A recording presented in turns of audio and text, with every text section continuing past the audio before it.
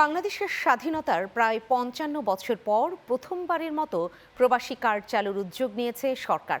আগামী আগস্ট থেকে পরীক্ষামূলকভাবে এ কার্যক্রম শুরুর ঘোষণা দেওয়া হয়েছে। এই উদ্যোগকে স্বাগত জানিয়েছেন বাহরাইনে বসবাসরত বাংলাদেশিরা। তাদের প্রত্যাশা, এই কার্ডের মাধ্যমে প্রবাসীদের পরিচয়, মর্যাদা ও বিভিন্ন সরকারি বেসরকারি সেবা পাওয়া আরও সহজ হবে। বাহরাইন থেকে সুকান্ত দেবের পাঠানো তথ্য চিত্রে দেখুন ডেস্ক রিপোর্ট। নির্বাচনী প্রতিশ্রুতি অনুযায়ী নাগরিক সেবা বাড়াতে বিভিন্ন কার্ড চালু করছে সরকার। এবার বৈধ পথে রেমিটেন্স প্রেরণে উৎসাহিত করতে প্রবাসী কার্ড চালু হতে যাচ্ছে। আগস্টের মাঝামাঝি চালু হতে পারে এই কার্ড। এই উদ্যোগ গ্রহণের পর থেকে বাহরাইনে বসবাসরত বাংলাদেশিদের মধ্যেও দেখা দিয়েছে ব্যাপক উৎসাহ। প্রবাসীরা বলছেন, দীর্ঘদিনের প্রত্যাশার বাস্তবায়ন হতে যাচ্ছে। আগস্ট মাস থেকে আমাদের প্রবাসীদেরকে প্রবাসী কার্ড দেওয়ার জন্য বলতেছে মাননীয় প্রধানমন্ত্রী তারেক রহমান। আমি একজন প্রবাসী। প্রবাসী কার্ডের জন্য আমাদের দাবি ছিল।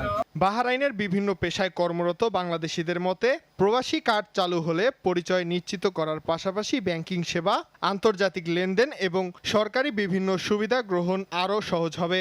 আমি একজন প্রবাসী কার্ড আমার অধিকার।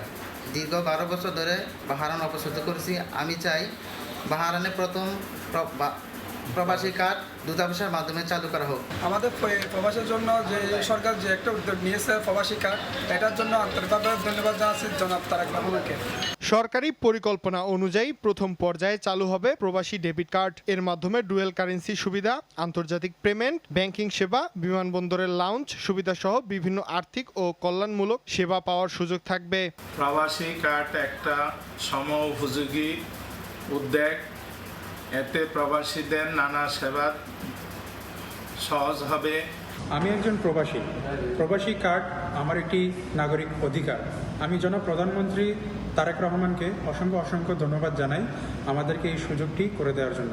বাহরাইনে বসবাসকারী মোট প্রবাসী বা অভিবাসী বাংলাদেশিদের সংখ্যা সরকারি ও কূটনৈতিক তথ্য মতে প্রায় 1.3 লাখ। Channel 9 news desk.